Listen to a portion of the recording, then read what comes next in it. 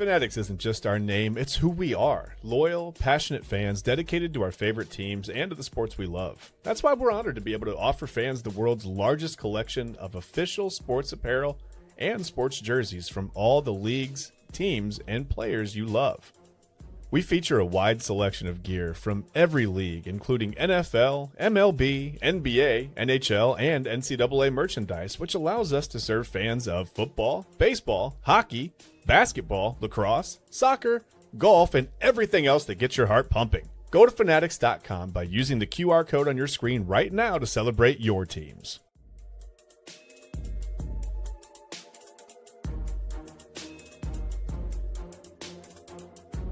Whether you're searching for a baseball autographed by your favorite World Series slugger, a signed football by an iconic Hall of Famer, or the jersey of a world-famous soccer star, you've come to the right place.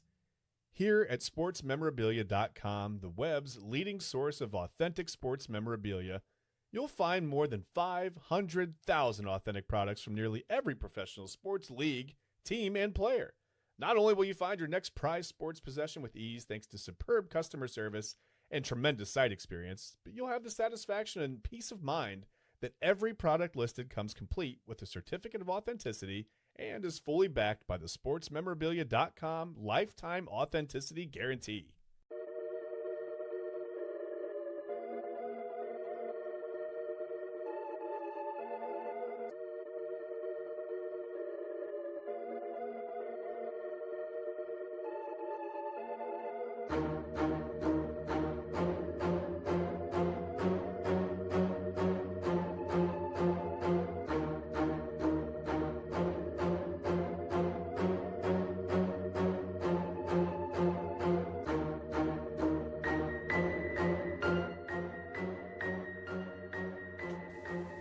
And welcome in, everybody, to another episode of Inside Edge Primetime here on the Inside Edge Network. Chad, Bryan to my right, your left, there he is. There he is. I'm Eli Moon, and we are Inside Edge Primetime here on the Inside Edge Network. We are having a wild day. Chad and I almost felt like it was Friday, and we were ready to go party in this Cleveland weather, but we are rocking and rolling, and we are going to give you a great episode here of Inside Edge Primetime. Obviously, as you see, a little wonky setup over here on Eli Moon's side. We got some crazy stuff going on in the second segment. I'm very excited. We made some room for my CLEChay collective member, my brother, CLEChay, who's going to join us talking some Cleveland Browns, some Guardians, and what he's got coming up later on in the show. But until now, you got a nice view of my backdrop. Maybe you could put a cool hat, on my head, maybe a Inside Edge Network hat. A foot taller than Eli. This is what it would look like as you stood and talked to him. So this is I love it. I love it. Bird's Boom. eye. There we go. Now we got a little bit. There you are. Look at that. I just want to test you. All right, we're here. This is Inside Edge Primetime. Thank you so much for tuning in. And again, a big shout out to everybody tuning in last night for the Cleveland Cavaliers playoff preview show here on the Inside Edge Network, our edition of that. Big shout out to Tim Alcorn, the Cavs radio voice, the play-by-play announcer of the Cavs on WTM 1100. You can listen to them all postseason long. We appreciate you for giving some insight on how the Cavs can get it done against the Raptors and move on. So a lot of great stuff there. And again, thank you for tuning on in, not only yesterday, but the 6-7 months we've been rocking as a network. So we appreciate you so much. For sure. Chad, we have a lot to talk about, bud, in a short amount of time. We got a long way to go at a short time to get there. Is that what we're talking about? I don't know. Maybe not. What we're talking about is 8 no-hit innings. Whew, man. 8 no-hit innings by Parker Messick today. The Guardians get the W. You would think it would have been with 0 runs by the Orioles, but they went 4-2, the Guardians do. And the biggest thing coming out of this game is obviously what we're talking about right now. It's Parker Messick. 8 no-hit innings for the rookie, 9 strikeouts, an incredible performance by who I truly believe is the ace of this team and is really developing into it. And it's crazy to think for a rookie, but here he is, Chad. He is making a way. He had the roar of Progressive Field. I got to listen to a little bit on the radio to hear Tom Hamilton, and it was just so cool. The energy is back in Progressive Field. And I know the Guardians had a rough series against St. Louis, but as we say, it's early, it's April, and nights like this make you forget a series against St. Louis real quick. Yeah, this is how you turn the page. And you're right. I listened to it on the radio as well. And first of all, it's just the ambiance of listening to a Major League Baseball game on the radio, I think, is unbeatable. But Yeah, the crowd, it sounded like a late October. It sounded like down the stretch last year when they were trying to catch the Tigers and eventually did. That's what it felt like, right? There was a bunch of just that nervous, anxious energy, like trying to see the first no hitter since 1981 when Len Parker threw one here. Hard to believe I was 2 years old the last time a Cleveland pitcher threw. I mean, with all the pitchers that have come through, because I'm 46 years old. I say it a lot. You're 46? Yeah, maybe you didn't know that. Maybe you didn't watch the show last week. But yeah, we found that out last week many times. Okay. Many times. Anyway, so I'm 46. But yeah, Len Barker, 1981. Hard to believe. Just 2 years old the last time. Like I said, a lot of, all the Cy Young Award winners and just the pitchers that have come through here. It's hard to believe. Guys have gotten close. They talked about it on the broadcast. Gavin Williams got close last year in New York, 8 1/3, until Juan Soto, hit a home run against him. So guys have been close, but yeah, what a game and what a start by Messick to his career. I mean, just unbelievable. Yeah, and I was talking to you before that we got on air here. I said, man, if only Cade Smith could have preserved, those runs, not allowed those runs to get home, because Parker Messick going into the 9th inning tonight was at a 0.35 live ERA, like with today's game also factored in. And I just think it's so crazy to think now he's at a 1.05, Chad, so I don't really know what we're going to do now. Well, you got to cut him. Yeah, that ERA over 1, you got to let him go. Dude, it's just crazy, though. I mean, all jokes aside, a 1.05 ERA, making a wave. And, we talked about it on various shows, on Main Event and across the network here about Parker Messick and AA, Anthony Alford, who joined us yesterday, the program director of the Inside Edge Network. We were able to have him join us for the Cavs preview show yesterday. But he spoke about Parker Messick, and he spoke about, Gavin Williams and who was going to step up as the ace. And we all, I think, here on the Inside Edge Network are in unison when we say it could be and very well seems to be Parker Messick. And I don't mean to speak for you, Chad. I mean, but it does seem like, at least me speaking here for a moment, that Parker Messick has all the tools you want in a starting pitcher and a starting ace. First off, he's a rookie, so we get to see the whole thing from day one. We're not, buying into, hoping that a reclamation project can work out. This is somebody the Guardians have built from the farm system up, so he's homegrown, right? Yeah. Also, the real cool thing about him is when we get to the pitching side, he does not give up a lot of walks. He only gave up, I believe, 2 walks tonight, and he doesn't get into a lot of batter-friendly counts. You're not seeing a lot of 2-1 counts. You're not seeing a lot of full counts. He is really mowing these batters down. 9 strikeouts, I believe, for Parker Messick tonight, 8 no-hit innings, and just incredible. I know the one thing that concerned you a little bit, pal, was them going, possibly going to trot him out, and they do trot him out over 100 pitches after 8 innings. Did that concern you at all tonight? Just because of the way that baseball is now. I mean, guys are built to go, it seems like they're built to start and go between 4 to 6+ innings, right? You don't even really look for, it used to be back in the day, you would let your starter get to 5 innings almost no matter what. Because if they went out there and got hit, you kind of threw them to the wolves a little bit because you wanted to keep the bullpen fresh. But now I think it's a little bit easier. I mean, you can get away with a bad bullpen move in the regular season because he's got to face 3 hitters, right? So let's give him time to shake it out. I mean, back in the day, you might, I don't know, whatever. You just don't want to burn the bullpen out, right? Too much. But yeah, baseball's different. Baseball has changed since guys started. Well, the average fastball is up from, I think it was around 89 to 90 when I was in high school. Now it's about 94.4, 94.5. That's wild. That's a huge jump. And really what sounds like a long time because I'm very old, but it's really not that long of a time. I mean, for us to have adapted and I don't know, it's like we've morphed into these crazy. I mean, how long is it before someone throws 110 miles per hour? But and I think that's why guys go shorter. I mean, it's more maximum effort. It used to be, you would tell a starting pitcher, you start the game and you go 75 to 80%. Maybe you pull it out of the tank when you need it, when you need a big strikeout or whatever.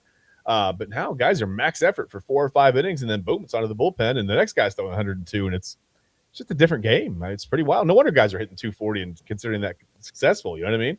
Yeah, you bring up just how fast the fastballs and these pitches are developing for these pitchers. I thought fast was Steven Strasburg. We've brought him up a few times on the show here on Primetime, and I thought that was fast. I'm like, Steven Strasburg, there may never be a faster fastball in baseball history, and I was also a teenager, so, it was just a good time, You look at Parker Messick, to come back to him for a moment. Mm-hmm. He just seems to have this cool, calm, collected nature to him. In moments where, we've had questions early on about Tanner Bybee, and we'll see if he gets it together.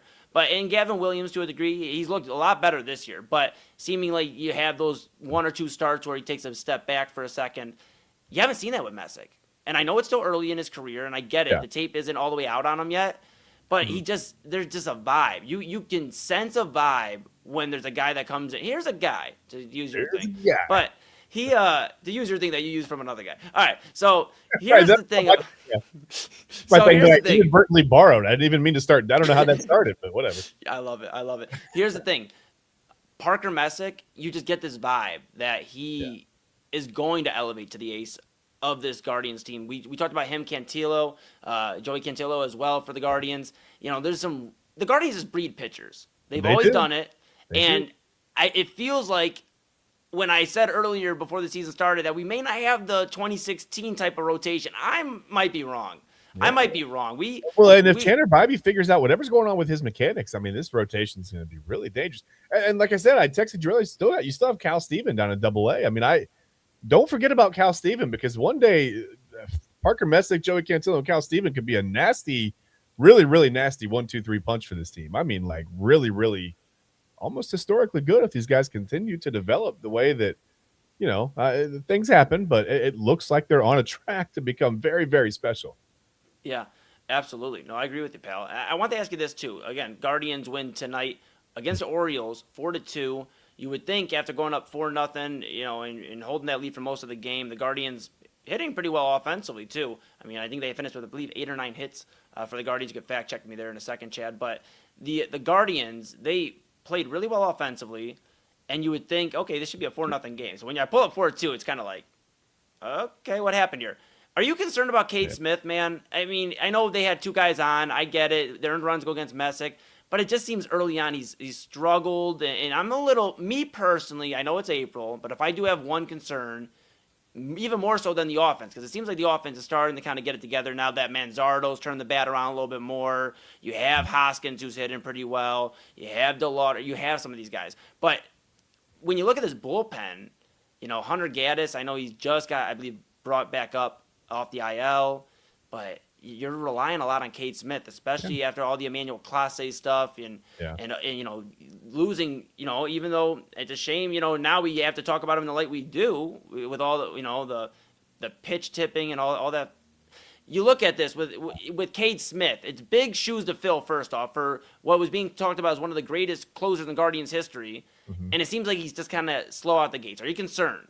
No. I mean, there's not yet. I mean, there's plenty of time. And sometimes it's really hard to get. I mean, these guys that have the big power arms, March and April don't really cooperate with you when you're a 100-mile-an-hour guy. It doesn't feel. It's harder to get loose, and it's harder, I think, to get loose for a short time, right? Like as a starter, you can throw over a period of 4, 5, 6, 7 innings, and your arm starts to loosen up. It's not as quick. When it starts to get hot and humid, it's kind of, on one hand, it's kind of miserable because it's really hot and humid. It's, feels bad outside, but you also get loose quicker and you stay loose longer. And I think sometimes maybe that's what Cade Smith is going through. Who knows? I don't know. And also it could just be that he was settled into that 8th inning role, and he did well, in those spotty chances where he got to close the game out or whatever. But I felt like it was just so he was stepping into someone else's role. And I think maybe now that he's taken over that role, maybe it's just a little bit of, he might be inside his own head. It's they always say the last outs together the hardest outs together, the last 3. The last outs together, the last 3. That's an amazing baseball. It's an old adage. And they're tough to get. Have to come last. Yeah. And they're tough to get. Just remember that, Chad. The last they're final also difficult. Yes. Also not easy. I think that's the saying. They're the last 3. They're difficult and not easy. That's the saying. No, but the toughest outs together, the last 3. And sometimes it's just that mental weight of being out there and you're the guy. Like you got to go close the door, right? And it's tough sometimes mentally. Yeah, absolutely. Well, we'll keep an eye on it. I wanted to get a feel for it from my primetime bro and get a vibe on Cade Smith. We'll keep an eye on Cade Smith. Remember, you have to get the last 3 outs last. Remember that. That's my saying. That's my thing. Here's a guy who will tell you that. Yeah. Put that on a shirt. Maybe we can get that on the Inside Edge Network, where you can go check out all the merch. You saw earlier this week, Chad was rocking an Inside Edge Network polo. You can go to the InsideEdgeNetwork.com/shop. Yeah. You just go right to InsideEdgeNetwork.com, go right to the main page, and go to the merch, the shop page, get polo, dad hat. You don't have to be a dad to wear the dad hat. I'm an uncle. Yeah, not a requirement, it turns out. Yeah. So you got a lot of great stuff, mugs, all this great stuff, and different color options. It's so cool. So go ahead and be part of the team. Be part of the family here on Inside Edge Network. Get something cool from the merch, from the shop. And then, of course, if you go to the QR code right above Chad's head, right over there, boom, thank you. You go to InsideEdgeNetwork.com/partners. It takes you right there. And you can go check it out. You heard Fanatics at the beginning. Some great stuff from Fanatics. Get your favorite sports teams, apparel. Get absolutely ready for baseball season because we might need some Chase DeLauder jerseys. We might need some Parker Messick. Run, man. The Cavs playoff run. Get ready for that. You gotta get your stuff, man. Gotta get ready, man. I can't stop thinking about how cool that 8-inning run from Messick tonight was, though. And I'm excited for the Cavaliers, but how crazy. The vibes are back in Cleveland with the Guardians playing well. I know it's early, and they're like I said, the St. Louis series, but playing well. And now the Cavaliers, as you mentioned, Saturday, Toronto, and you'll have pregame and postgame with TK Dandridge. I'm very excited to hear about that. So sure will. Yeah, looking forward to it. Look, hopefully the postgame will be after a W. Yes, that's absolutely. what we're hoping for. Yeah, we love it. Chad, Bryan, and I here with you till a little bit after 11 o'clock because we started a few minutes after 10 o'clock, we don't get told to stop right at 11, or at least not to this point. So we're not going to tonight. That's Chad, Bryan. I'm Eli Moon. This is Inside Edge Primetime here on the Inside Edge Network. Give us a follow at Inside Edge Net if you're enjoying all the great content all week long. We have weekly programming, a lot of great shows. We are Cleveland's digital leader and your source for sports, entertainment, and mental health conversations. And we appreciate you for believing in us and choosing us. We couldn't do it without you. We're going to take a quick pause. Right. When we come back, Chad, we're going to bring in my CLEChay bro and music artist, CLEChay. He's making waves not only here in Cleveland, but also in other states as well. We're going to have a conversation with him, see what his thoughts are, because if anybody knows what the Browns should do at number 6, maybe we'll figure it out. Maybe CLEChay will know. I don't know. We've been trying to figure it out. We're going to figure it out. We're going to have a conversation about the Cleveland Browns. Yes, sir. We're going to have a conversation about the Browns. We're going to have a conversation about the Guardians, see what he thinks about the early start. And then we're going to find out what's going on with him in the music world. So we'll have a conversation with CLEChay when we come back. Grab some caffeine, grab some dinner. But don't go anywhere. We're back after this.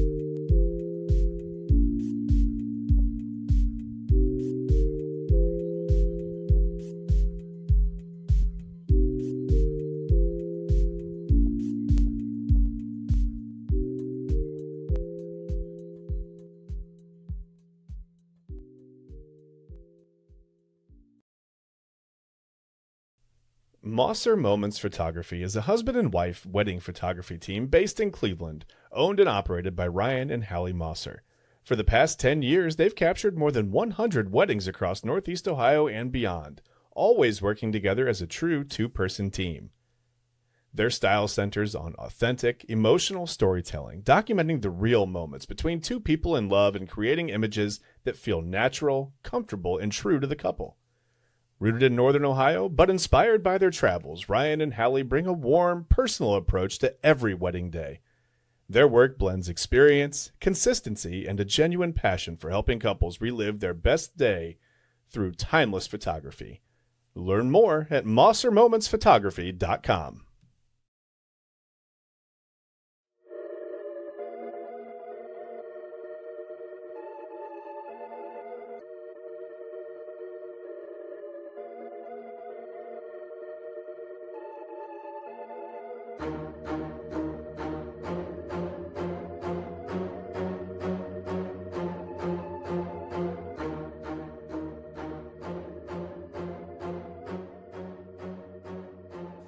And welcome back to Inside Edge Primetime here on the Inside Edge Network.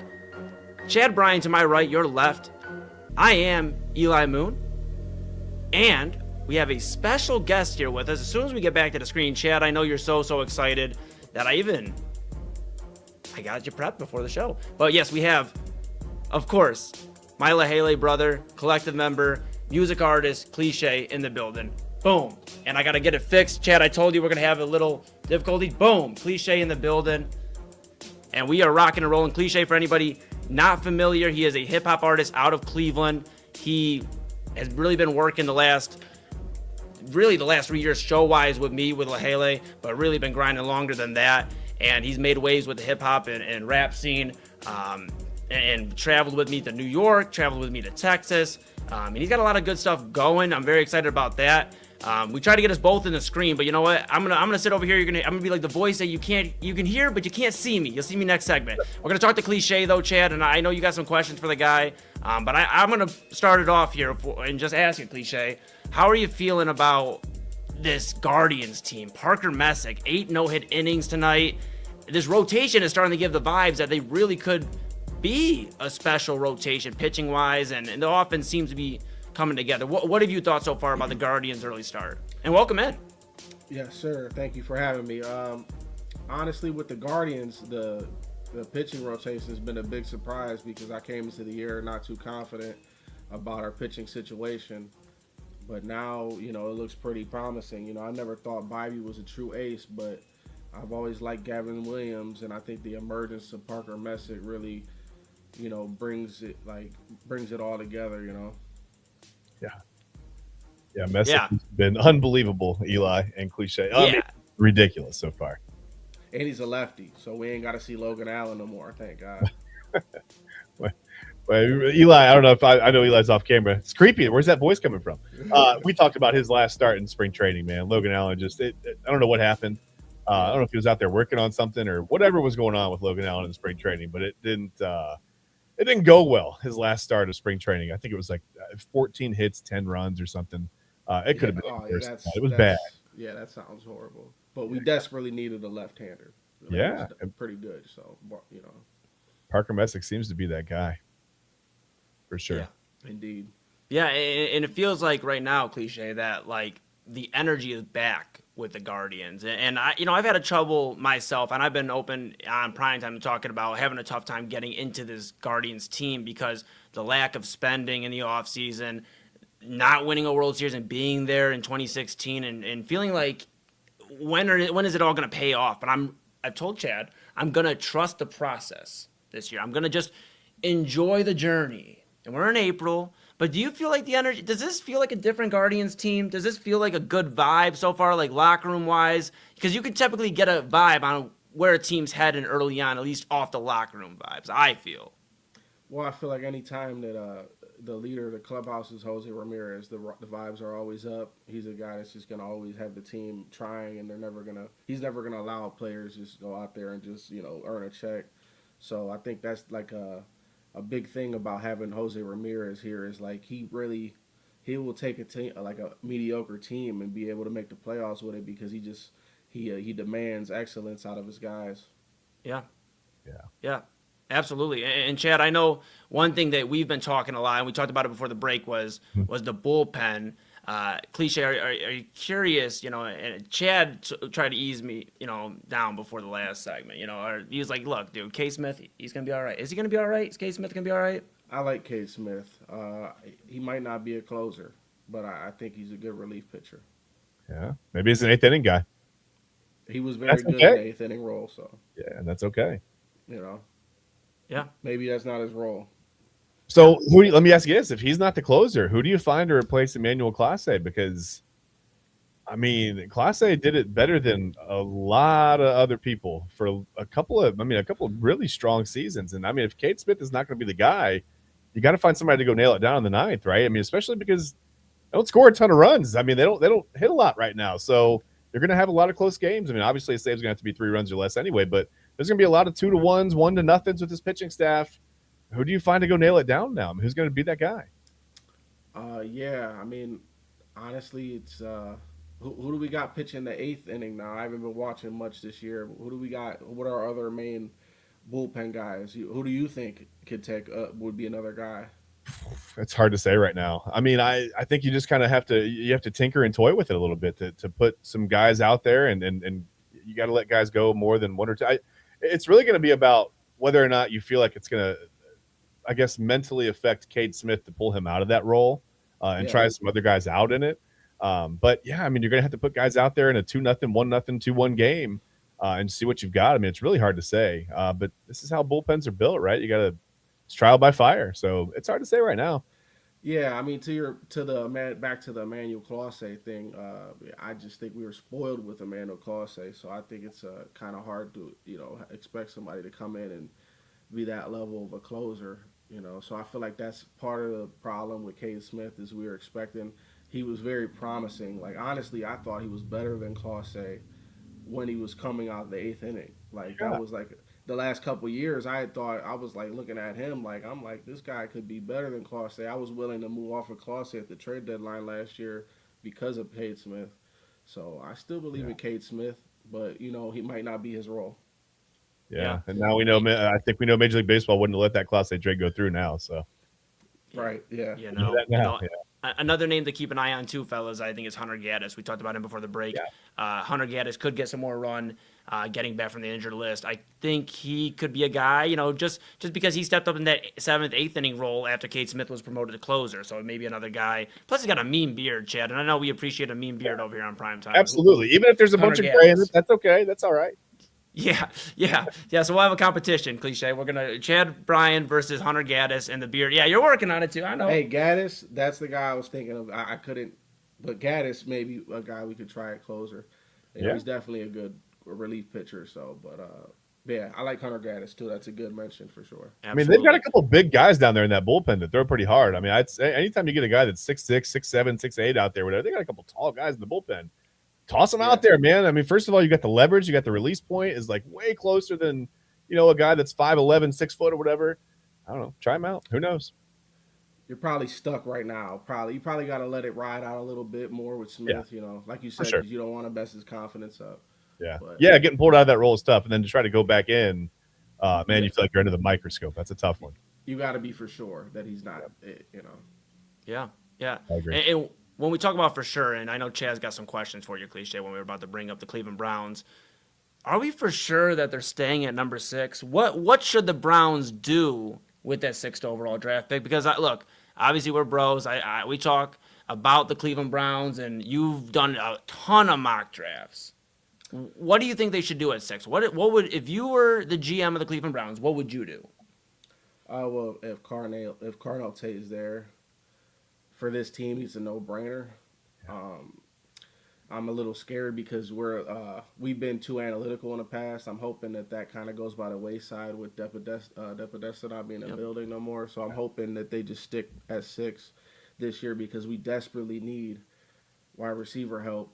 Now, if Tate is gone at 6, then honestly, I've done like you said, I've done a few mock drafts, and I think if Tate is gone at 6, then I think the best thing that we could do is trade back to the teens and grab like a combination of Freeling, Proctor, or Tyson, or maybe Lemon, depending on how they feel Lemon. But I feel like all those players go in that range, and I feel like they all fit. So if Tate's not there, I feel like it makes sense to trade back then, you know. Yeah. A lot of people want to add to the defense. I get that notion too, but I mean, right now, I think the Cowboys are in a kind of a precarious spot. They have to replace Micah Parsons, right? They haven't really, they don't have anybody near that on the roster.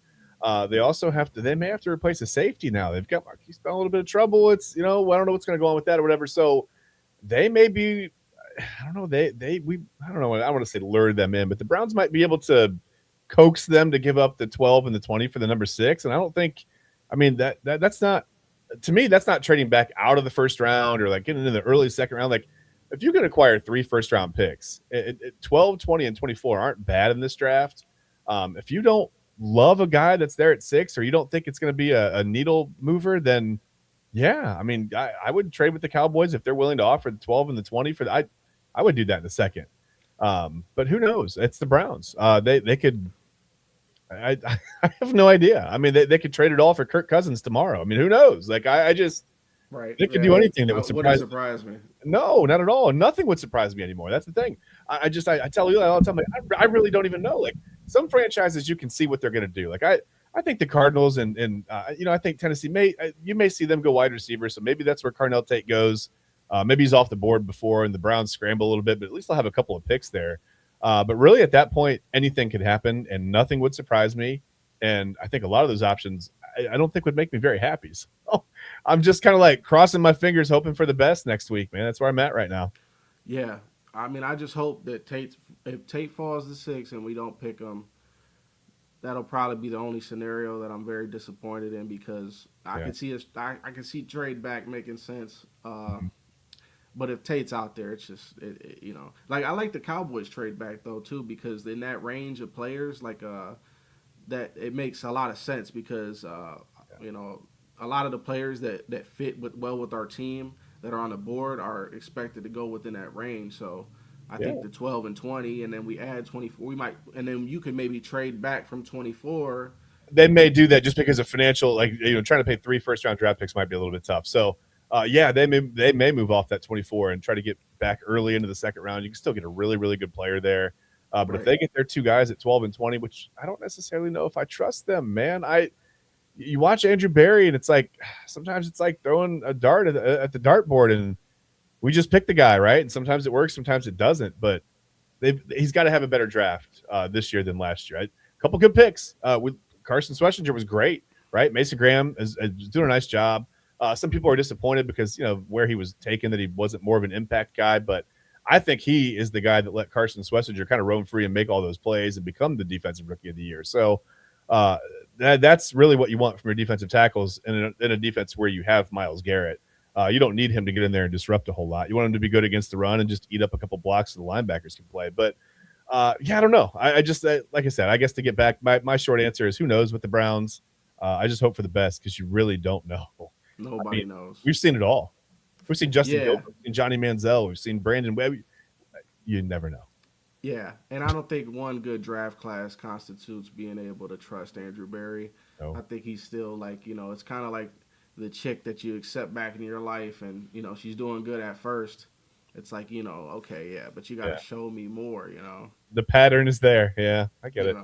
I love it. And we're, one more Browns question before we pivot to what you got going on with the music scene. And you got a very busy weekend coming up here. So we'll talk about that in a moment. But talk about the acts that we keep bringing back into our life. It seems like Deshaun Watson and the Cleveland Browns continue to have, I don't know, CLEChay. So I guess I'll just leave it a basic question here. Shedeur Sanders, Deshaun Watson, and I guess you could throw Dylan Gabriel if you'd like to.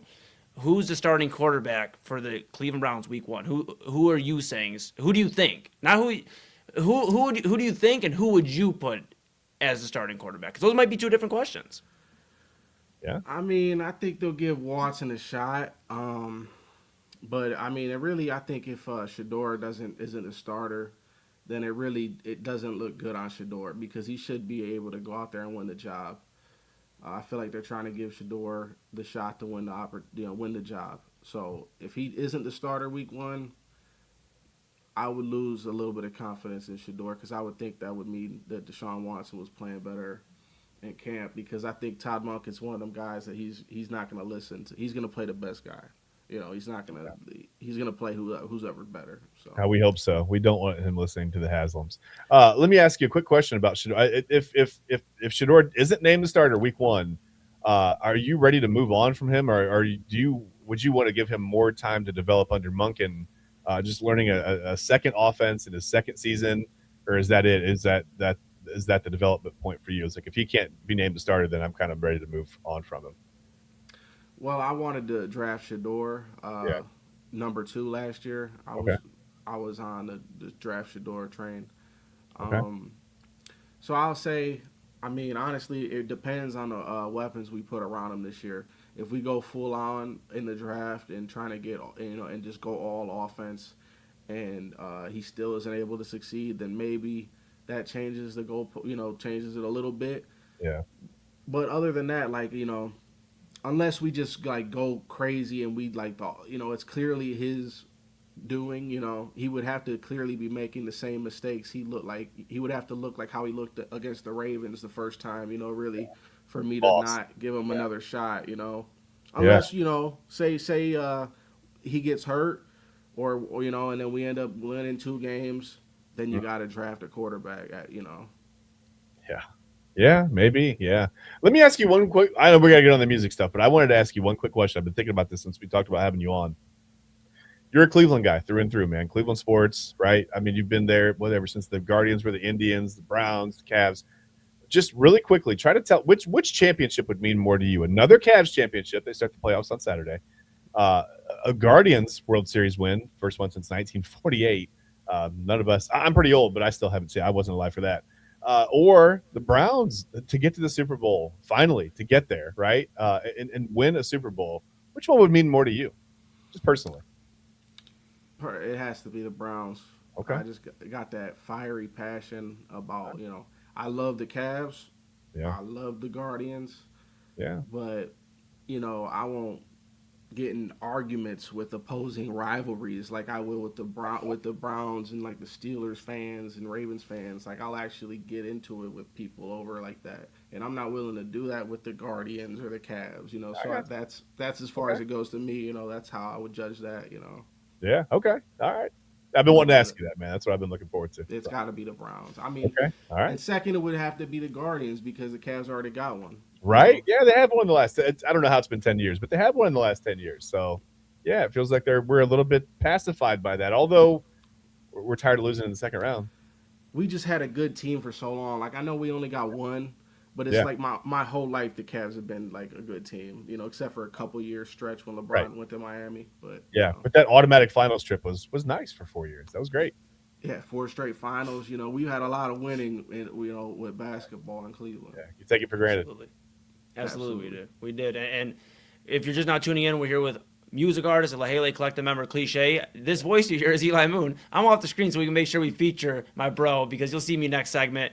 But we want to ask him about his busy. Yeah, chill out, Chad. I still see you even though I'm not on the screen, buddy. But I want to ask you, bro. Obviously, we've been rocking and rolling for the last 3 years with the shows. We've built the collective, and we officially announced at the end of 2024 with CLEChay. You've really been making your way with the hip hop and the rap scene. Really, not only just in Ohio, but out of state. We've been to New York, we've been to Texas, we'll be in Massachusetts later this year. Talk about your growth as an artist, and I guess just for anybody that's never seen CLEChay, just this is their first introduction to you. Why should they come out and see you at B-Side this Sunday in Cleveland Heights? I mean, honestly, you'll just get an authentic vibe, somebody that loves what he does and has good music and a down-to-earth, humble person, So I feel like that's just the vibe I give off, It's just the music matches up with the personality and I'm humble, so I feel like that's, you come out, you'll see a show, and then you'll also leave thinking man, that dude's cool dude too, so that's what I try to be. I don't try to impress anybody. I just try to be myself, but myself is being humble and so that works out a lot. Absolutely Chad, do you have any questions for CLEChay on the music side? Because I know you've been working on your polka and everything, but we may not have polka, but we have hip hop and rap. I'm telling you, and he's one of Cleveland's best. I know he's my bro, but it's not just me saying it. It's everybody here, not only in Ohio but out of state. We've been to New York, Texas, and definitely keep an eye out. You have any questions for the bro? Well, yeah. First of all, you make me sound like John Candy in Home Alone. I've been working on my polka, right? I'm like I don't remember the name of the band, but I'm whatever it was. I can't remember. But yeah, we sold like 360 copies of that. No, I'm not working on my polka. That's an inside joke. I made an intro video for Eli. I told him it was a new intro and it was polka music, so that's the joke. Yes. But yeah, CLEChay, man. Like, how did you like? So I love music, man. I love listening to pretty much every kind of music. I have rapidly learned that I am not good at any kind of music, really. I'm good at listening to it. I can throw on my headphones and listen. I can vibe or whatever. But you wouldn't want to hear me try to rap or anything. So I'm gonna give you a beat. And we're just going to let you freestyle. Hold on. No, that's not it. Never mind. We're not going to do that anymore. We're going to scratch that. No, yeah. No, we went over it before the show. We're not supposed. We're not on the spot, man. We're not doing that. I forgot. That was the wrong beat anyway. That was wrong. I tried to go in on the polka, man. Yeah, I couldn't. It's an impossible beat to catch. I don't know how. There was no drop. Yeah, there was. It just continues to. There's no drop. It stays on the table the whole time. No, but seriously, how did you like? First of all, I mean, I'm sure getting into music like everybody else, you start listening to it. But how did you find out you were actually good, man? Like I said, trust me. I've tried to like. I'll listen. I'll vibe myself, and I'm like trying to like rap along, and just even rapping along the lyrics. I'm like, bro, nope, that's not it. So like, is it just working at it? Do you have a natural talent for it? You just pick it up one day? Like, how did you find out you were good at this? And how'd you really get into doing it, man? Well, I mean, when I wrote my first rap in 8th grade, my buddy was rapping with me. Well, he asked me. My buddy was writing lyrics already, and he asked me to write a rap. So me and 2 of my buddies wrote a rap. Okay. And it came out, like I had the best one. But I would say, compared to like, what I wrote that day and to where I'm at now is night and day. So like, you were saying like, you ain't got, the music. I would say music is something that could be learned, honestly. And it could be something that you could start, like you might think that, but I promise you, if you went all the way in, bro, and you was like fully just like focused on it, bro, it's something that you could learn. Well, maybe you should hear my effort at it before you say that, before you give me that much credit. There's a saying about old dogs and new tricks. I'm not really sure what that's all about, but yeah, I agree. I think to a certain point it can be learned. And I think you can, maybe not me, but some people can learn. It's like, it's all about phrasing and just like fitting it. I don't know, man. When I'm so impressed when I hear people freestyle, like on a serious note, when you can just come up with stuff. I know some of that stuff is whatever. You have it kind of pre-written in your head. Like Harry Mack. Yeah, it's still impressive, man. To me, that's really cool. Yes, sir. Yeah, and my dad, he rapped actually, so that's like that was like my introduction to like rap. I remember being a kid. I was 3 years old, singing Eminem songs word for word. So I've always loved music and that rap specifically. Yeah. I love all music, but I've always had like a very love for lyrical rap. Yeah. Yeah, it hits different when somebody knows how to write. Yeah, it hits different, man. I agree with you. Yeah, we love it. And Chad, we're gonna get you working on it, pal. You know what? You spend Monday through Thursday with me. We'll start bringing out the notepad before the show. We'll start working. Man. Yeah, I need some homework. I've tried to learn from the best, man. When I was a kid, I listened to Public Enemy all the time. Like I wore out Public Enemy tapes, man. It doesn't get better than Chuck D and Flavor Flav, and I still didn't learn anything. Eli, CLEChay, man, I don't know, man. I appreciate you giving me the benefit of the doubt, but you haven't heard it. You haven't heard the effort. So you know what's actually like a good starting point? Try writing like a country song. I would say country music is like easier to write because it's story based. That's a lot of trucks and boots and dogs and stuff. Yeah, a lot of times you could go like even like a Morgan Wallen type where like I'm trying to think, I'm not that big in the country. Me either, man. We're out of my element now. Yeah, I don't know. But like they could go the accent on the music allows them to you're able to stretch one syllable rhymes without singing. So you don't need like a good voice in country to be able to stretch like a one syllable rhyme, which is why a lot of country music sounds good, because you could stretch it with the accent. All right. Okay. All right. Yeah. Look at that. I Chad. grew up We're in the learning. country. I have the accent. I just don't know if I had the talent to do anything with it. Well, look, I'll write for you. that's right. Hey, we got you. I got a ghostwriter. Listen to that. We got you, pal. CLEChay, before we get you out of here, we know you're a busy guy. You got a busy weekend coming up. Tell us about that, what you got going on this weekend, where the people can find you, and just anything else you got coming on up, projects, anything like that. Well, Saturday, me and you are going to Gutty Mac. He's got a 420 show. Yes. So we're going to that. And then later on that night, you have a show at Grog Shop. Yes. We're going there. Yes. And then the next day, we'll be at B-Side. I'll be performing at B-Side on 4/19. That's this Sunday. And I'll be performing my unreleased Cavs hype video, or hype song. So Yeah. I'm about to drop that next Wednesday, doing a Cavs hype song, a video, and everything. We're dropping that next Wednesday. I got a 2025 version out if anybody wants to check it out, so they know what know what to expect. But I got a new version dropping next Wednesday, and then I'm dropping a Jen Story, one of my favorite songs. It's called Jen Story. I'm dropping a video of that in June, and we're probably gonna have a video release night at the Grog Shop in June. And then also we're traveling out of town. We got New York coming up next week, and then after that we got Boston later in the year. Then we're back to San Antonio. Yep. So we got a lot of things going on, and my brother Eli Mo's been with me every step of the way. I There love you it. go. All right. Love it.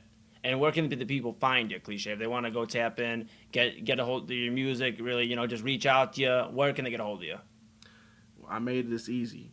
So all you got to do is put an @ sign in front of this.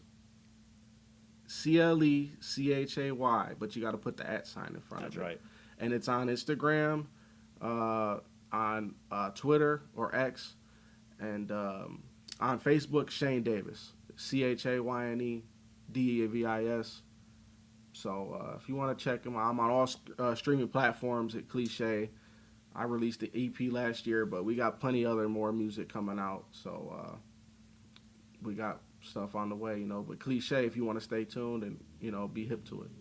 I had to make sure I was following. I'm already following you. I had to make sure, man. I went on Instagram. I was like, I'm pretty sure I follow you, but I had to make sure, man. I'm already following you, so I'm there, man. I had to follow you, bro. I ain't gonna lie. I appreciate that. I had to go and I ain't gonna lie. I was messing with it when you guys first started doing this. I'm like, this is good. I knew it was gonna work 100%. Appreciate you, man. No doubt. We try to put an effort into it sometimes. Sometimes we try. Absolutely. Hey, I appreciate that. Absolutely. We appreciate you, CLEChay. Again, CLEChay Collective member, music artist, and one of Cleveland's finest here, CLEChay, in the building with us here on Inside Edge Primetime. It won't be his last appearance. We'll get him on here and talk some more Cleveland sports later on and what's going on with him. But we're going to take a quick pause. When we come back, we are going to talk to Ryan Lang from the American Red Cross, and I had a conversation with him. We'll sit down and speak with Ryan Lang, and then later on, Chad and I will share our final thoughts, but stick around. We're back with Inside Edge Primetime right after this.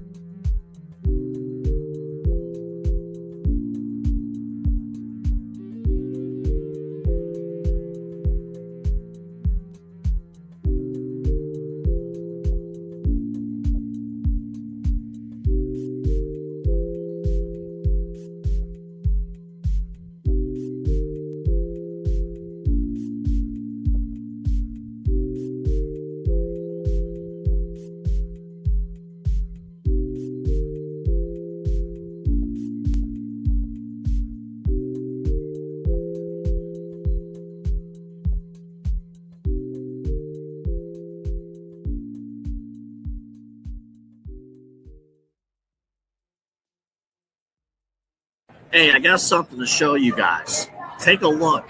It is spring. Happy spring to all of you. Take a look at what we have here for you from AlleyRoseFragrances.com. Beautiful spring scent candles here for you. Hand poured with premium fragrance and essential oils. How about this? Our coconut soy wax candles bring fresh, uplifting spring scents to your home. Made with clean, natural ingredients, they're a mindful choice for sensitive spaces and those who love effortless seasonal fragrances. You got to check it out right now. There's the soft bloom and the lemon bar candles, all healthy ingredients, all from AlleyRoseFragrances.com. And if you're a first-time customer, use the promo code InsideEdge20. That's InsideEdge20. Get this for yourself, for your friends, family, everyone. You want a good smelling home, AlleyRoseFragrances.com will make it happen. Again, AlleyRoseFragrances.com. Get the new spring candles. And when you order, if you're a first-time customer, InsideEdge20 is the promo code. And welcome in, everybody, to the Inside Edge Network. This is Inside Edge Primetime. We are back, and with a great friend of mine, somebody I've known for over a decade now. He's kind of crazy to think, but over a decade now. He's with the American Red Cross now. We're going to talk about that and everything they're working on, but also talk about his journey as well. And we got to know about Notre Dame and if we should trust Jeremiah Love with the Cleveland Browns. We'll talk about all that. We got my bro, Ryan Lang, with us. Ryan, how you doing, man? Good. Eli, what's up, dude? I'm happy to be here, man. Thanks. Yeah, of course. And I've just been seeing all the work you've been doing with the American Red Cross. As you switched over, you were in radio for a long time. I met you at the Ohio Media School when it was still the Ohio Center for Broadcasting. And, now we are seeing you do the work with the American Red Cross, and I wanted to start with that. Can you kind of just talk about your role with the American Red Cross and everything you're doing there with the organization? Yeah, man. I did transition from radio broadcasting almost 20 years. I did radio. And, I've transitioned into the regional communications manager role with the Red Cross here in Northern Ohio. And I had some experience with the Red Cross. I was a volunteer and then I was a board member for almost 6 years before I was actually hired in. And, part of my role is, it's cool. A lot of it is what I was doing. I do a lot of radio. I just did a radio this morning. I'm doing the podcast with you guys now. And so it's cool. That kind of scratches the media itch, the radio itch that, it's like once you're in radio, you always got that. But yeah, I do all kinds of different stuff, really cool things, TV, press releases, talking about, basically I tell the Red Cross story. And I have, through the American Red Cross, had the incredible experiences of deploying to national level disasters. I've been to Kentucky for flooding. I've been to Alaska for a typhoon that hit the west coast of Alaska and caused severe damage in these indigenous communities and these villages. And I most recently, over December, I was in Washington State for flooding there. So I'm getting to see, parts of the country I never thought that I would see, and I feel like I'm doing my little part to help some people in their time of need. And, it's just all about the greater mission of the Red Cross is to prevent and alleviate human suffering in the face of disasters and emergencies. And it's pretty cool to be a part of, man. Is this something you thought? I know you said you did the volunteer work, but like before all the broadcast and everything, is this something you envisioned doing? Or, is this all new for you? No, I honestly didn't. And it's kind of funny. My former boss at the radio station that I worked at in Akron, she was on the board at the American Red Cross of Greater Akron, the Mahoning Valley. And she was leaving. Her term was up. And she did a lot of great work and a lot of humanitarian work. And she talked to me about it. She was like, hey, have you ever, considered, I'd like for you to take my place on the board. And have you ever considered that? And I was blown away. I was like, no. I was like, no, I haven't. I knew what the Red Cross was, and I kind of knew what the Red Cross did, but I never really considered being a part of it. I was a supporter, I guess. I was all about, what they were doing, but I never thought that I would be a part of it. And I took her up on it and I joined the board and I immediately bought in to the mission. And, tried to do as much as I could with the time that I had. And, it was something that I really bought into, like I said, and caught on. And it was really neat to kind of immerse myself into it. And, through volunteering, I did communications. So a lot of writing. I did some radio interviews and got my feet wet there. And that's when the position opened up and I applied and interviewed and they hired me. And, it's one of those things. It's like, wow, do you ever miss radio? It's like, yeah,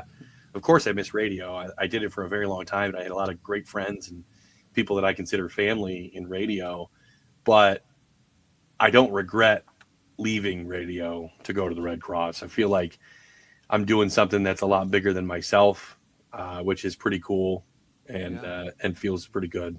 So. Absolutely. No, you're doing great work, and it's just so cool seeing you out on these trips, and you're making a difference. You're really in these different communities. It's real cool, Ryan. And I want to ask you, I guess, like when you start entering and going on these trips, right?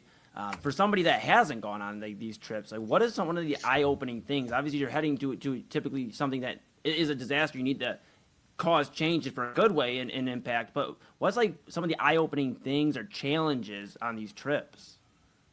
Well, I mean, the challenges are, they present themselves in all kinds of different ways. Sometimes you're going to places that, don't have power or, flood zones, things like that. So the challenges are there, but the American Red Cross really helps you overcome them and helps the people who are impacted by them mostly overcome them as much as we can. And, but, eye-opening things, that's a great question. I think, and I tell my wife this all the time, I tell really anybody who will listen to me, this is one of the most amazing things that I have witnessed in the 3 national level disasters that I've responded to and local disasters. We've had, the biggest, most frequent disaster that we respond to in Northern Ohio is home fires. And, it's tragic in a lot of ways, in more ways than none. But even these local home fires we respond to and the disasters I've responded to across the country, the one thing that I have noticed in every instance is the people who are impacted are more worried about somebody else. Like I talked to this guy in Kentucky and I was just, there with him and as he's cleaning out his home and all of his belongings are out there on his front yard. And, after these horrible floods and Kentucky was a really interesting case because they were hit basically back to back to back to back. They had a tornado, they had flooding, they had another tornado and then more flooding. And it was just devastating the area and so many parts of the state. And there's this guy, he has all of his stuff out in his yard and he's talking to me and I'm like, man, I was like, I just asked, how are you feeling? And he's like, well, he's like, him up there, he's got it worse than I do. And my cousin over there, they've got it worse than I do. And I'm like, sir, I was like, you're talking to me, forgive me for being candid, but you're talking to me here with all your belongings, your entire home, your life out in this front yard. And you're telling me that somebody's got it worse. I was like, that's just the mindset. And I told my wife, I was like, I would hope, God forbid I'm ever in that situation, but I would hope that if I ever were, that I would have that type of mentality and that resolve and that, oh, well, somebody's got it worse than me. It could be worse. And, it's not as bad as it looks. And I just applaud that. And those people, it inspired me. And it was kind of like a faith in humanity restored moment where, you got all these people, one from the Red Cross coming from all over the country to help these people who are impacted. Mm-hmm. And 2, the people who are impacted wanting to help other people too. Yeah. So it's just really incredible to see. And it's that resilience that I strive for in my life. And the more I'm exposed to it, the more I think that's catching on too. I hope so, at least. I don't know. No, I love it. And, I'm as you know, we've known each other for over a decade. I'm so big on community, and that's why I just think it's so cool what you're doing and what the American Red Cross is doing. It's helping change and save lives, and it's so cool to see, man. So we applaud you. And for anybody, I mean, there's, we see the commercials, you see, obviously American Red Cross does some good marketing, so we know we'll see it. But where it's, obviously donating, but what are some other ways? Is there other ways that you can help if you're looking to help the cause with the American Red Cross? Oh yeah, absolutely. And it's funny, April is actually a volunteer appreciation month. Okay. And 90% of our workforce is volunteers. So 90% of the American Red Cross is people who make the decision to help other people. And, whether it's locally or abroad, it's people making a choice to give up a portion of their life and step away from their families for, whether it's a one-time response to a home fire or it's 2 or 3 weeks on a deployment. So it's the volunteers that are our hands and our heart of the American Red Cross. And, to be a part of that in that capacity, you can go to redcross.org/volunteer and find, it's not like, so right now there's in the Pacific, there is a horrible storm, Sinlaku, a super typhoon that just hit the Northern Mariana Islands. Okay. So Guam and Saipan and a couple other the areas around there, and these are all U.S. territories. Mm-hmm. And we responded. Like, we've got responders there from Ohio who've gone over 7,000 miles to help these people who are impacted, who might not have power or water for weeks, even months. So we've got people that did that. But to my point, mm-hmm. is if you go and sign up as a Red Cross volunteer, we're not going to send you to Guam, tomorrow. What I loved about when I was a volunteer was, the supervisors that I worked with, they utilized the skills that I had. So they knew I was a broadcaster, and they knew that I had writing skills. So they put that to work for the Red Cross. So it's finding out what your skills are and, what your strengths are and what you want to do, and putting that to work for the Red Cross mission and to help people. So it's redcross.org/volunteer. And that's the best way to get involved. And you can find all kinds of opportunities. Absolutely. Ryan Lang with the American Red Cross with us here on Inside Edge Primetime. And we are grateful for his time. He's a busy guy, man. And you know what? I know your phone's probably ringing off the hook. Everybody's probably calling you. All the Browns fans are calling you right now. They're like, do we draft Jeremiah Love? Do we draft Jeremiah Love at 6? There's a lot of discussion of where this guy is going, Ryan. And I know you are a Notre Dame guy. Yeah. Should we trust drafting a running back? I just get flashback to Trent Richardson. I get a little worried. Is that the right call? I know the talent's there. I'm not questioning the talent, but with so many holes on this offensive side of the football, I'm going to ask you to take off your Irish, Notre Dame Fighting Irish glasses here for a moment, okay? And just give it, should Jeremiah Love be the pick at 6? It pains me to say this, but no, he shouldn't. And I'm saying that for a couple of reasons. One, because the history of the Browns drafting Notre Dame guys is not good. Yeah. I mean, Deshaun Kaiser and Brady Quinn, God bless them, whatever they're doing now. Brady Quinn, he's all over TV and stuff, but those were horrible picks. They turned out to be really horrible picks. And I was so excited, dude. I was so pumped. I was like, we got the guys, the Notre Dame guys. And it turned out how it turned out. But two, we need, like you said, there's a lot of holes that the Browns need to fill, and they need to start filling like the big guys. Honestly, and this is it's all a gamble. Whoever you take, it's a gamble. We know that. But I think you take the biggest and best offensive linemen that you can find and start to take maybe some cues from some other teams like the Steelers, who have built their franchises through the draft over all these years and decades, and start to build like that guy. What's the guy? There's a guy from Alabama. I don't even know their names. Yeah, no, I mean, Proctor, I believe, out of Alabama. You have some of these other guys that stand out. And I'm not going to lie. When you said that, I got a little worried because I've been so Carnell Tate at number 6. I've been sold for Darnell Tate. But if they're going to address, the line, I'm okay with that. You hear the rumors of maybe Dallas, them trading back, maybe acquiring an extra first rounder. How do you don't look like you're happy about a trade back? No, because that is you look up the Browns on Google and it just says trade down. Like, that's what we do it all the time. And it's like, let's start using our high draft picks and picking the talented players there. I think last year was a pretty decent draft for us. And honestly, I think that's the only reason that Andrew Berry stuck around was because of that draft. And he was like, whew. But as much as to your question and your point there, as much as I would love to see Jeremiah Love in the brown and orange, I don't think that's the right pick. Yeah, I think Judkins showed a lot of promise last year, and I think we can work with that. But we need a receiver, and they need to either pick a receiver or pick a lineman at 6 and not trade down. Please don't trade down. I'm with you. I keep getting flashbacks of Julio Jones when they traded back to 6. It's funny you brought up Julio Jones.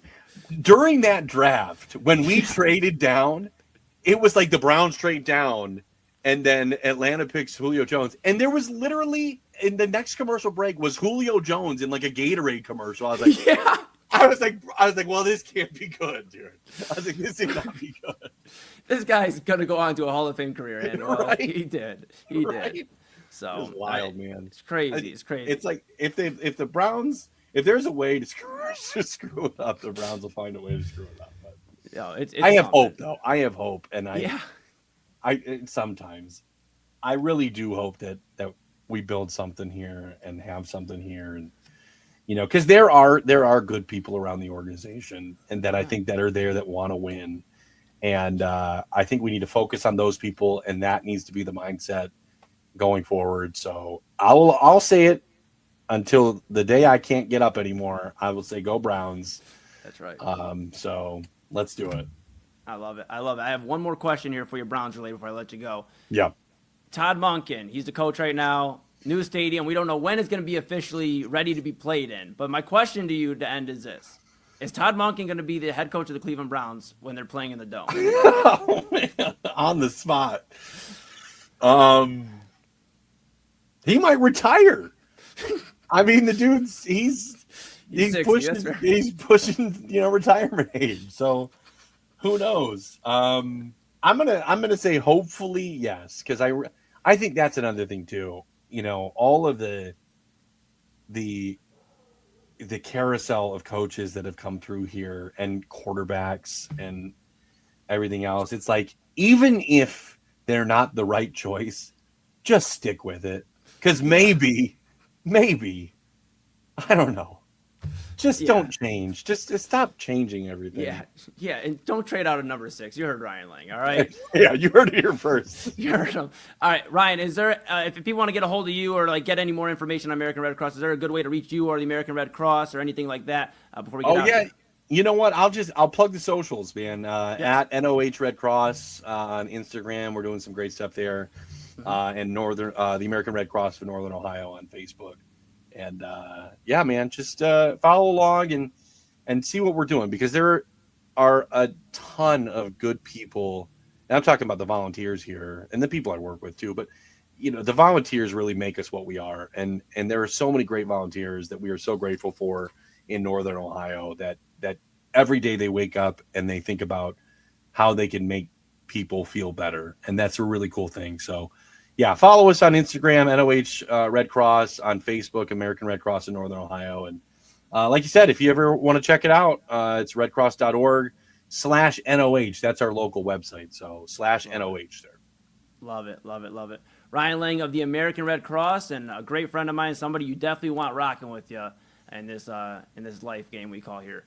So with that being said, we're going to take a quick pause. When we come back, Chad and I, we're going to regroup. We're going to do our final thoughts. And then we are going to get out of here. Of course, a jam-packed weekend. We'll talk to you about that on the other side of the break. Thanks again to Ryan Lang. I'm Eli Moon. This is Inside Edge Primetime here on the Inside Edge Network. We're back after this.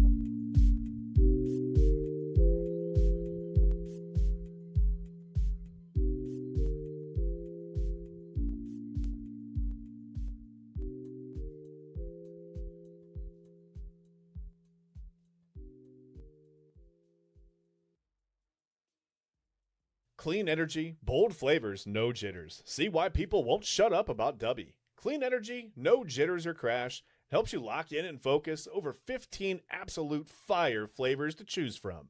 Visit Dubby.gg and use promo code InsideEdge10.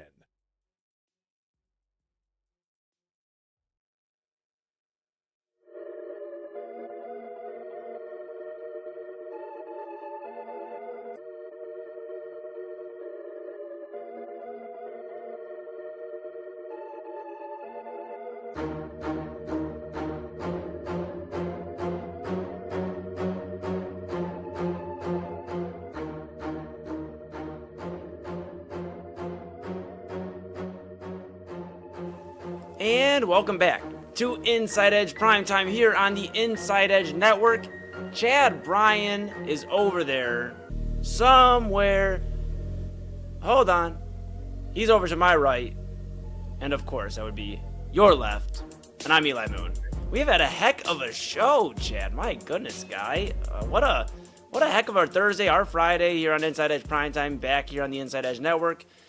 Cleveland's digital leader, your source of sports, entertainment, mental health, and everything in between. Give us a follow, Inside Edge Net, if you've enjoyed the conversation thus far. But, Chad, we have had a heck of a day, heck of a show.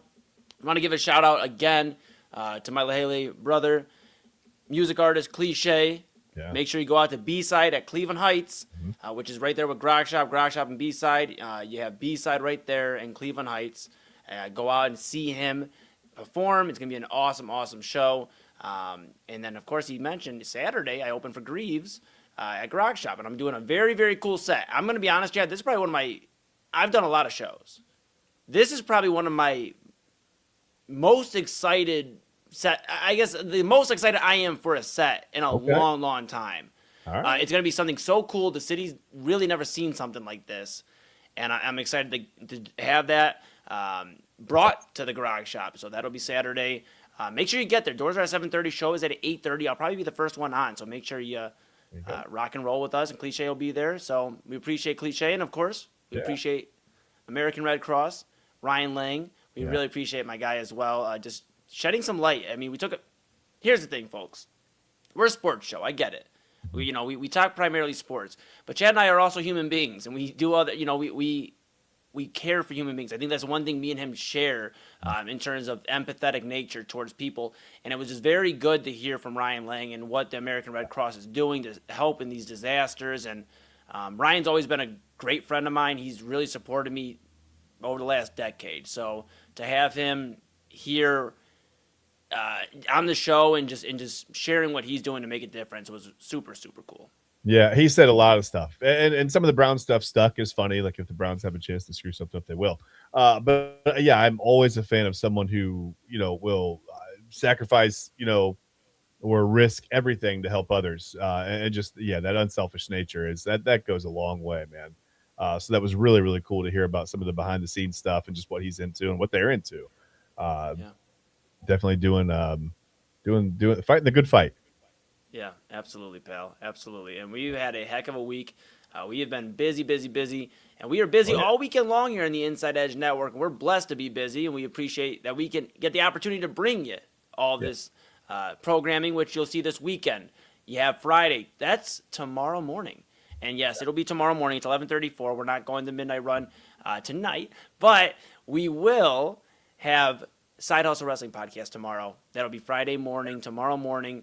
That is Kyle Cornell, Anthony Alford. They are going to break down WrestleMania before WrestleMania. It's this weekend, so it's a big pro wrestling weekend, and those guys are going to have you covered. So it's going to be great there. And then, of course, Friday night, we have Mic Check Take 2. That'll be with David Ruiz and Autumn Chisholm. We have them doing their thing. It'd be awesome, and glad to have Autumn back and rocking and rolling. So glad to have her back in the fold. So it's going to be awesome there. And then Saturday, we have the, you know who it is. It's Chad Bryan, and he's there with TK Dandridge, Illegal Formation, and that'll be Saturday morning. They're aiming to usually start around 11 a.m., so that's the goal. Yeah. And maybe a minute or two late. That just means you have an extra minute or two to grab your coffee. So that's what that means. And we'll have the Cavs pregame for you, and then afterwards, I'm sure Eli was going to tell you, we'll have the Cavs postgame for you. So, hey, buddy, you know what? I don't mind a little teamwork there. You're right. You got post-game, pre-game before the post-game, but pre-game and post-game. No halftime show. Sorry about that. No halftime show. But well, we have enough. You heard CLEChay earlier. You heard my bro. He said we can start working on it. We can get you a country song. We'll work on it. All right. Yeah. Pre-game and post-game from Chad, Bryan, TK Dandridge here on the Inside Edge Network. That's Saturday. So a very special edition of Legal Formation. And then, of course, Real Talk with Papa Moon will follow. It's super, super exciting. Pops, I'm sure he's watching because when he's not on the network, showing his face, he's still rocking. He is a very integral part of our network, and he took a little voyage off to the Bahamas. Good for him. And it's so cool to see him just being happy. He's taking a much-needed vacation. He works very hard with everything he's doing, and I'm blessed. Just to take a moment here, I'm blessed to have my dad, Papa Moon, here in with the network. My Pops has never been necessarily in the broadcasting world or anything like that until this past 6-7 months that the Inside Edge Network's been around. So the support you guys have shown him and what we're doing, I produce that show. I really appreciate it. I think you're going to really enjoy the episode we have on Saturday. He might be a little bit more sunburned than he usually is, but that's okay. That's okay. So, well, do you think that'll start to transition into a tan by then, or no? No, we're Irish. We don't tan. Oh, fair enough. Okay. Yeah, we're Irish. But white, red, and somewhere in between pink. It's like, it's fine. Yeah, it's going to be something else. But yes, we are blessed to have Papa Moon here on the network. We're blessed to have all the shows we mentioned here coming up this weekend and all week long. And, of course, Sunday will get you started however you view it. The end of your week, the beginning of your week, however you want to start it. Sunday sports shows how you're going to get that Sunday started. And that is with Chad, Bryan, TK Dandridge, and Ryan Mosser, who is really, I think somewhere he's like, I can't wait. The NFL draft is here next week. Yeah. He can't wait.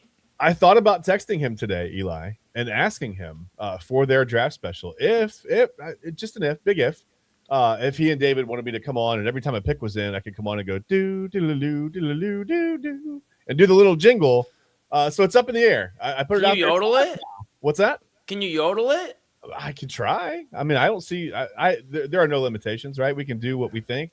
If I think that I can do it, I can learn to yodel real quick. Why not? Okay, well, maybe present that to Mosser. Yeah. Maybe present that to Mosser. I'm giving you some ideas to take to him Sunday. Right. Maybe present. I'm going to put a PowerPoint presentation together. We'll get something out there. Sounds good. All right. And see. Let me know what he says. I'll be listening. It'll be no. Yeah, it'll be no. Cool. All right. Yeah. Perfect. All right. We got Sunday Sports Show. Of course, we mentioned there. That is Chad, Ryan, TK. Yeah. They do a great job, and it just gets you ready for your Sunday. And then, of course, we have the main event, which will be Rob Ruzicki, Double A Anthony Alford, and myself, Eli Moon. I took a deep breath there because, man, you see the boxing gloves on the logo. We love to go at it. We get it in the squared circle for about 2 hours, 2-3 hours, just depending on the night, and we rock and roll. I'm blessed to be back with those guys. I guess tonight's just a night of gratitude. I'm real proud of where we're at here with the Inside Edge Network. I'm proud of everybody that has been rocking with us. Again, thank you to everybody watching tonight, watching the last half a year. We have a lot of people. Double A spent a lot of time, and I know we're a little bit longer tonight, Chad, so forgive me, but Double A spent a lot of time talking about the network and how this is from the ground up. There is no major corporation, throwing in a ton of money. We are all doing this off of the love and the goal to bring you guys something different. And we hope we are doing that in the last half a year. Everybody that is on this network, Chad, Double A, everybody you see is really, really bought into bringing you guys the best that we can. So and we appreciate every single guest that's been on any show with us. All the producers, all the behind the scenes people that make it all look good. Sometimes it's us while we're on the air. Sometimes we have you never know. But we appreciate everyone. Appreciate Peter Tellep and especially Double A, those guys for providing this platform and giving us the opportunity to speak to you in this way. So really appreciate everyone. Definitely. We appreciate absolutely everyone. And Chad, I appreciate you, my bro, because this started off as Thursday topics, and now look at us. Look at us. Now we almost went 5 days a week. Almost 5. 4's pretty good, though.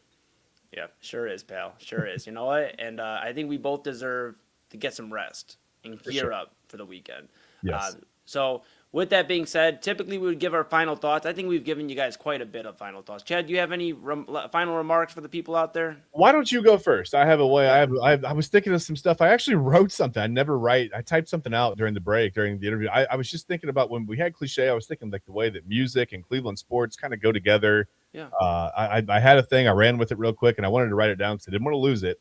So if you see me looking at my screen, I'm just reading my notes. But yeah, you go ahead first. I want to try to. Yeah, not a problem. Not a problem, buddy. All right, I'm going to start off here. I'm going to take some time tonight to just remind again that this is a big, big weekend for CLEChay, the music collective I'm a part of. CLEChay mentioned it. Saturday we were at the Grog Shop. We were opening up for Greaves. And when I say we, it's because without giving too much away, you're going to see something special on Saturday. The set that we're going to do is going to be for the community. In a time where a lot of people are struggling to band together and be united, we're going to be that change. We're going to continue to be that change, and we're going to bring something super, super cool for the community. So if you are in the Cleveland area or anywhere near Cleveland Heights or enough of a driving vicinity, come see us. Tickets are about $20 at the door. I believe with fees, it's $25 online or roundabouts. You can check it out at Grog Shop's website. But I'll be opening up. I recommend getting there when doors open at 7:30. Shows at 8:30. I'll probably be the first one on. And I'm telling you, it's can't miss. A lot of cool surprises there. And then Sunday at B-Side, CLEChay, my brother, he is performing. He's rocking out. So we'll be at B-Side. It'll be a Cleveland Heights weekend for the guys. And on top of everything we're doing here on the network, I'm just so blessed. Tonight, I'm gracious. It's very rare you find me at a loss of words, but I'm gracious. Thank you to CLEChay. Thank you to Ryan Lang. Thank you to Chad, my bro, Chad Bryan, and everybody here on the Inside Edge Network. That's what I got for you. Come see us this weekend. Let's party, man. Sounds good. Like I said, we had CLEChay on. We talked about the Cavs hype song, everything, right? Yeah. And it just made me think, of course there needs to be a Cavs hype song. I mean, why wouldn't there be? Yes. I've watched many Cleveland sports, whether it's regular season, playoffs, whatever. With music on, right? Because sometimes the national broadcast goes down. But no, not even that. Sometimes it's just you gotta music, man. Music is so central to everything that we are. And if you're a Cleveland fan, you don't really just watch the games, right? You kind of need a full soundtrack. You need hype songs. You need some sad songs. I mean, there's some history. You need comeback songs. There's some of those. And you got to have at least one track kind of reserved for just staring out the window after a late game blown lead or an interception or an error, late in the game to whatever, right? But that's kind of the beauty of it, right? I mean, sports and music, they go hand in hand. They hit the same nerve, Eli. 1 minute you're on top of the world, right, with the playlist or watching sports. The next you're kind of questioning everything depending on the vibe of the game or the song that you're listening to, right? But somehow you keep coming back for more. That's the beauty of the whole human experiment, right? Because whether I don't know, it's a fourth quarter drive or a ninth inning rally, a chase down block and a big three, right? From I don't know if he's Batman or Robin. We never figured that out when Kyrie was here, but it doesn't matter. Because it's like that. It's or even just that one song that hits exactly right. You live for those moments, right? So win or lose, heartbreak or highlights or whatever it is, keep the volume up, keep the faith on, right? Especially this weekend as we head into the playoffs with the Cavs. And because as always in Cleveland, maybe this time, maybe this is our time. That's all I got. I love it. I love that. Is the perfect way to end, my bro. That is the perfect way to end. If you need any more firing up than that, go get the coffee machine going. I don't know what else you need, pal.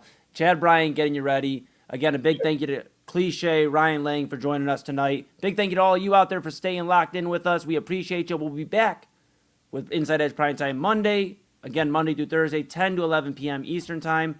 Midnight Run with Anthony Alford follows us. That is Monday through Wednesday, midnight to 1 a.m. It gets unhinged. It gets pretty crazy. So we'll keep an eye on that. And then, of course, great programming all week long, all weekend long. I mean, you just got to stay locked in to see what we got next for you. So with that being said, this is going to be either. You never know. Yeah. You never know. I love it, pal. I love it. For Chad Bryan, of course, my bro, we have been rocking and rolling all week long. We're going to take a pause and breathe. And I'll let you know. Those ham and scallop potatoes, I know you were asking about them. They were good.